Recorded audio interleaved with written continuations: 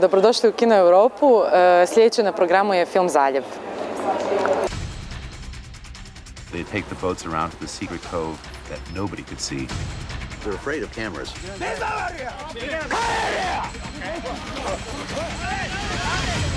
They said if the world finds out what goes on here, we'll be shut down.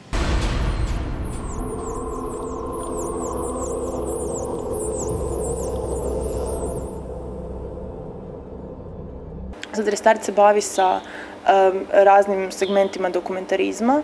Mladim autorima ili onima kojima je to prvi dokumentarac pomažemo uz mentorstvo redatelja, mentorstvo producenta, mentorstvo snimatelja da snime svoj prvi film.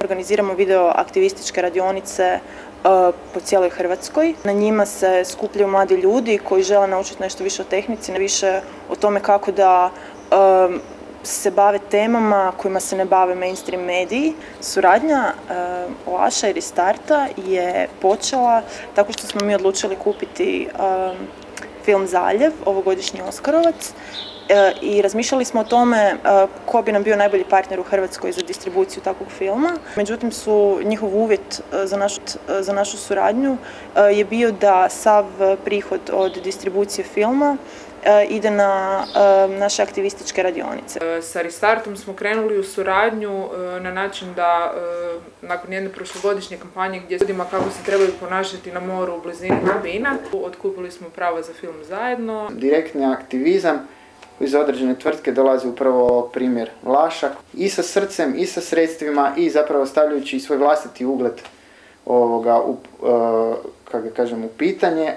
Ono što je zapravo jako zanimljivo je da glavni protagonist filma, Rico Berry, je bio u Hrvatskoj i surađivao je s prijateljima životinja i nekako se čini kad već pričamo o zaštiti delfina da je malo licemjerno ne pitati se kakva je situacija kod nas.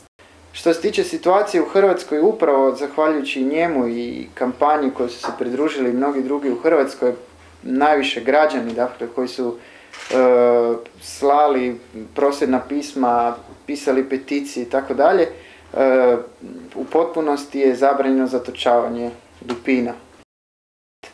No što se tiče slobodnih dupina u Jadranu, situacija nije baš tako sjajna.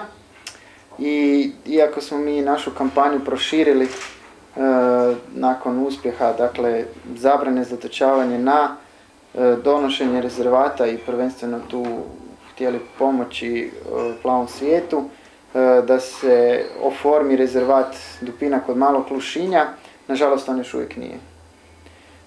Nije na snazi i kako sad stvari stoje, ne pokazuje se baš dobro svjetlo u tom pogledu. Evo, hvala Luki.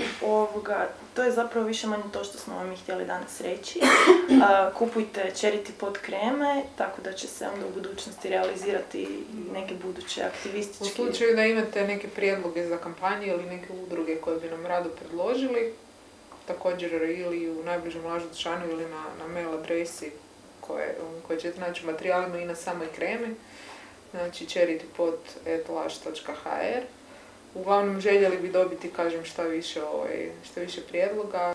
Film, dakle, se prikazuje u Kino Europa, počeo je u ponedjeljak 7.6. prikazuje se do 22.